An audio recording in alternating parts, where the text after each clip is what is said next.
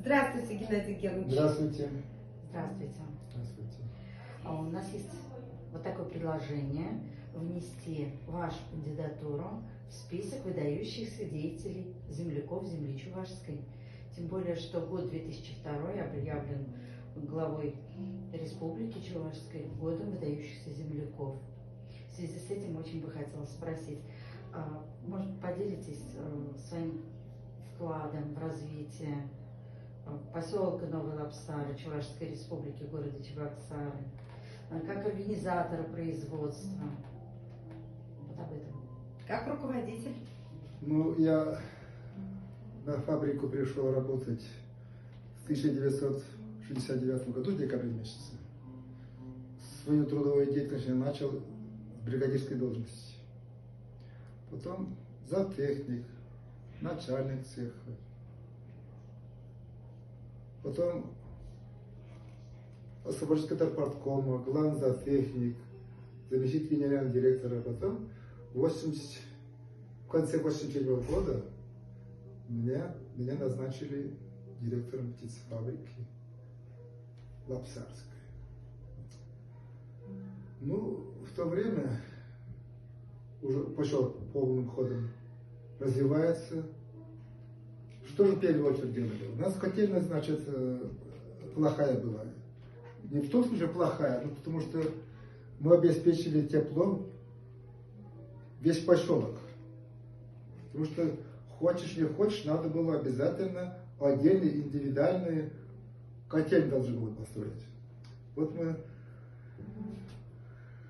Кубером Федором Алексеевичем, покойным, Царство Небесное, как говорят, решили построить котельной для поселка Новой Лапсары.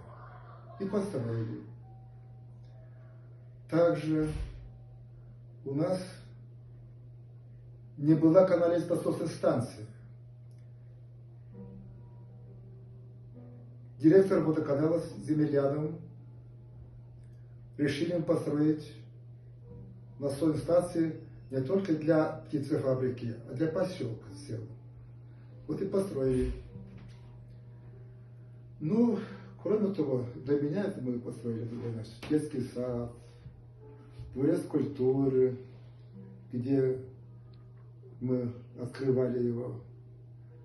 Андрей Григорьевич Николай приехал специально к нам.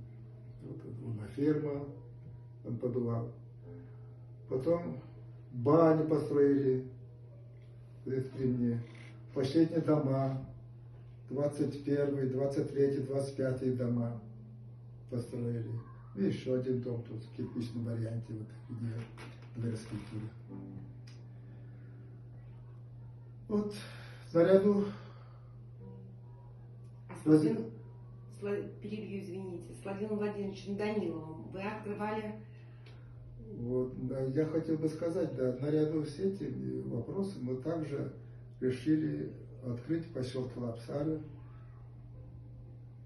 школу искусств. Тогда Владимир Владимирович, покойный, Царство Небесное, тоже мы вместе учились с ним в Янтиковской средней школе. Открыли вот эту школу искусств, новые школы искусств, где мы сейчас в настоящее время находимся. Так, в этих годах, в 90-х годах, тяжелые годы были, конечно, вы все знаете. Неразбериха в целом Российской Федерации, в стране. Но, несмотря на это, птицефабрика развивалась. Переходящий к раз знамя Центрального комитета КПСС, Совета министров, ФЦСПСС, ЦК ВЛКСМ. Дальше. Переходящий к раз знамя обкомов партии, Совета министров, областных профсоюзов. Также переходящий к раз знамя районного комитета партии. И 3 знамя постоянно у нас фактически находились эти знамена. По наданию молока в то время мы занимали в республике первые места. 2 доярки у меня, фанеры, в том числе и другие,